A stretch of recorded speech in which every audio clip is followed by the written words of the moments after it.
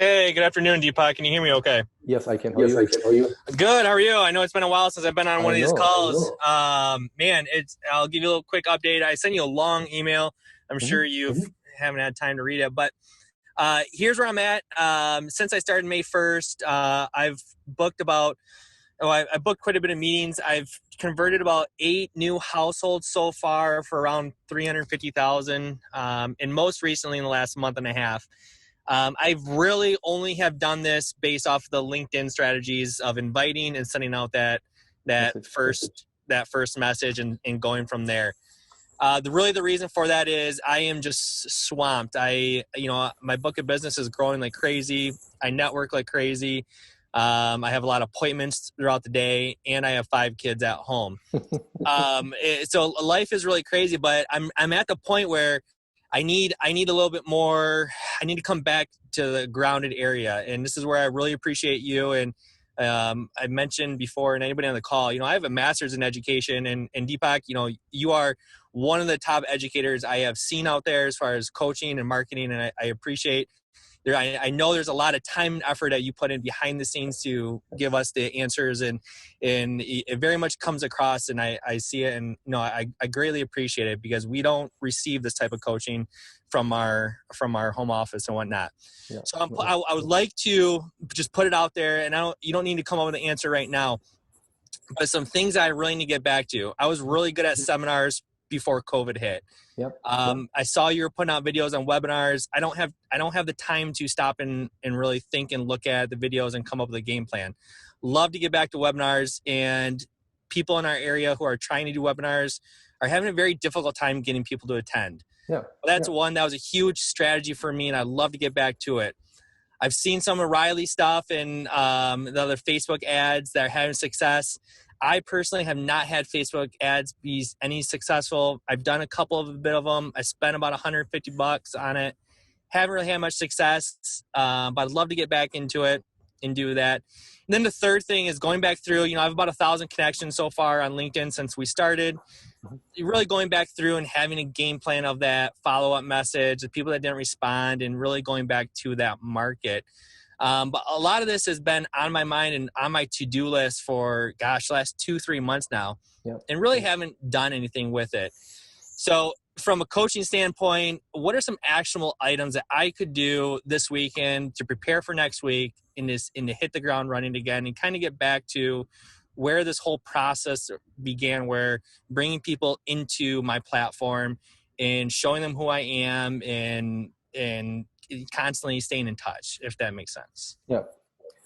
So in the order of priority, and I think it's best to if I look at your situation, then what would really be the most beneficial thing to do would be get back into, I would go back and work on the Facebook campaign again and give that another shot, because it works. It just, we need to make changes. Riley came on the call.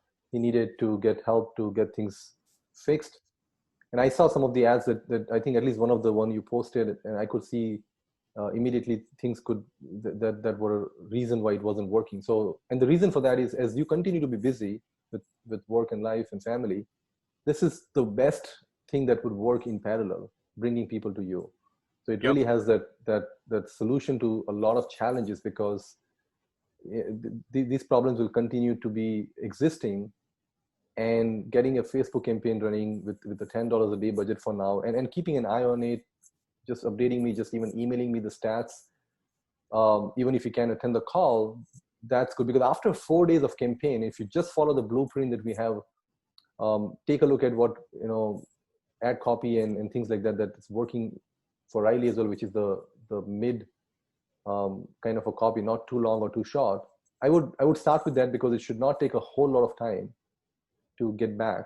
And then after 4 or 5 days, just send me an update if you're getting clicks, if you're getting leads, because that takes the minimum time, and it can produce obviously some good leads and some appointments. Okay. So I would put that again on the list. Just, it takes little time compared to anything else. Okay. So that's number one. Number two, I would say, have you sent the second message out to people? No. Yeah, so it's in week 4. We have a second message. You can take a look at that message. And for people who have not responded, sending out like 50 or 60 of those per day. If you could spend half an hour and crank that, copy paste, just change the name and just send it. Because that's a little bit more direct message. So it requires less conversation type approach. So Okay. it's either people are going to say yes or no, which is going to be pretty much binary. So Okay. again, it will be fast to do, not much to think, and the outcome should be not a huge outcome, but at least the one people who respond should be at least have interest in getting on the phone call. Okay. So that's the second thing I would work on. Webinar, it's an activity of, it will require effort. Just because like this whole invitation, the reason people don't have attendees is because probably they're not doing anything to invite people. Okay. So there are like different methods that we show you in the video that is already released today, but it would require, so let's say you're doing a webinar a week out, it'll probably require every day an hour, hour and a half type activity, because you have to reach out to people, message them, track them. So there is work involved to put up a webinar. But I guess I don't mind that, because at my core, right, I really enjoyed doing seminars. You know, sure. I was a classroom teacher for so long. I enjoy that type of platform, right? So then absolutely just do it. I think then follow the process. And I think as you see, there are people in the program that a lot of people are excited to start. So what we'll do is, like, you know, as I get more response from people, and you'll see me starting our webinar. So you'll see pretty much how we are promoting is exactly what we're teaching. So there's going to be a lot of energy right now in the group. People doing it, and we might even have a separate, not separate, but some updates going on in the Facebook page about different webinar activities going on from people, if people got registrations and things of that nature. So there is going to be it's good timing to just do that. Is that one the newer video you just posted? Correct, yeah. And I think the how to present is coming out tomorrow or the day after tomorrow, but the webinar of what webinar content to put, how to start promoting, how to start reaching out, registration, everything is out there. So you can pretty much announce that I'll be doing a webinar next Thursday, Friday, or the week after if you want to.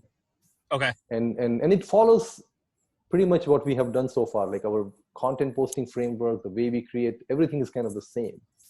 Okay. Just that so essentially, in a nutshell, when we do a webinar as an activity, we are taking responsibility to reach out to people and get them engaged. So for example, this 1,000 people that you have, you can slice a portion of people and say, you know what, instead of their second message, I'm going to actually ask them and do a webinar invite saying, hey, I'm doing this webinar, would you want to attend, ? Which is a message we give you. Okay. And most people don't do that, right? Everybody, what I have seen do it, they just go to LinkedIn, create an event, and then automatically, like, there is a way, which I also show you, to send invitations. So it kind of comes as a invite into your connection area on LinkedIn. Yeah. And that's fine, but it's still not as personal, right? And it looks like a little broadcasted. So you should still try that. I don't have any data to say that it works or not, but when you send personalized message asking question, we always have a lot more trust in that process, because that has produced meeting for us for a long time and for a lot of people. So there are different methods I'm showing you. Yeah. So if I'm hearing you correctly, I was writing while we were talking. If I'm hearing you correctly, I could actually merge doing the webinar, and then that follow-up message or that second message that I send out to people that weren't interested is that in that stream of messaging for a webinar. Yeah. So basically, there are two separate technical campaign, right? Like, so for example, you have 1,000 people, and let's say 800 did not respond to you, as an example. Oh yeah, for sure. So of the 800, you can say, okay, for these 200, I'm going to just send them this second message. Okay.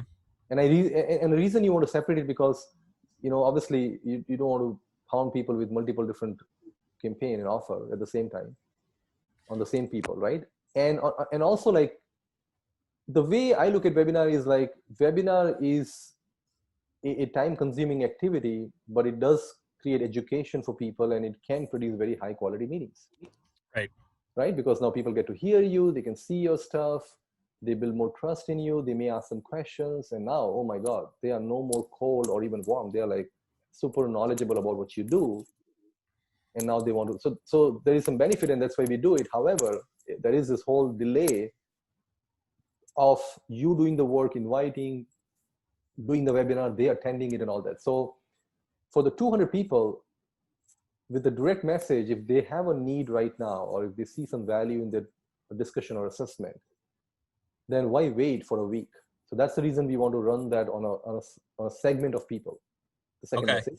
And for remaining 300 people, you can send them an invite for webinar. Absolutely. You have enough people in 800 to do both. Yeah. So in theory, gosh, I could do a webinar a week, really, right? Ideally, that's my goal. And I say this in the training, like you at least want to start with once in the beginning for a month, and then you want to do twice a month.